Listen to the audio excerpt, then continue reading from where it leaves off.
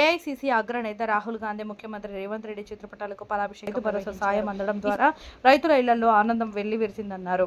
ఇచ్చిన మాట ప్రకారం రైతులకు రుణమాఫీ చేయడంతో పాటు ఎకరానికి 12,000 అందిస్తున్న ఘనత కాంగ్రెస్ ప్రభుత్వానిదన్నారు. కోటగిరి మండలం కోటగిరి విలేజ్ గ్రామంలో రైతు సోదరులు, ముఖ్యంగా కార్యకర్తలు, ప్రజాప్రతినిధులు మరియు అందరూ కూడా ఈరోజు రైతు సంబరాలకు ఇచ్చేసి మన యొక్క సీఎం గారి ఫోటోని మరియు మన శాసనసభ్యుడు మరియు మన తుమ్మల నాగేశ్వరరావు గారు మరి మినిస్టర్ అయినటువంటి అందరి యొక్క పాలాభిషేకం చేస్తూ ఆనాడు రాజశేఖర రెడ్డి ముఖ్యమంత్రి ఉంటే రాష్ట్రంలో ఉమ్మడి రాష్ట్రంలో మొట్టమొదటి సంతకం పెట్టిన ఘనత కాంగ్రెస్ పార్టీకి దక్కింది.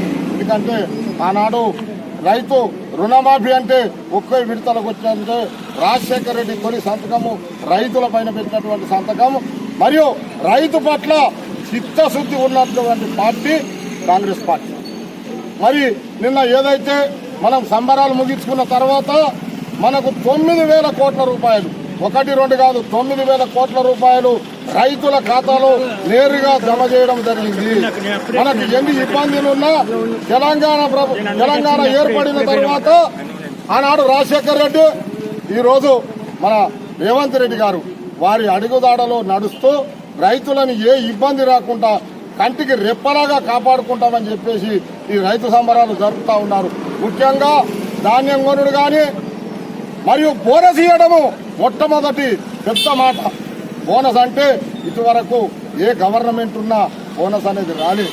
క్వింటాలకు 500 రూపాయలు చొప్పున ఎకరాకు 40 బస్తాలు వండితే ఇప్పుడు 28,000 రూపాయలు, మనకు 28 క్వింటాలు వండిన 14,000 రూపాయల బోనస్ వచ్చింది. మరి అదేవిధంగా ఎకరాకు 6,000, 2 పంటలకు 12,000 రూపాయల బోనస్ ఇచ్చిన ప్రభుత్వం కాంగ్రెస్ ప్రభుత్వం.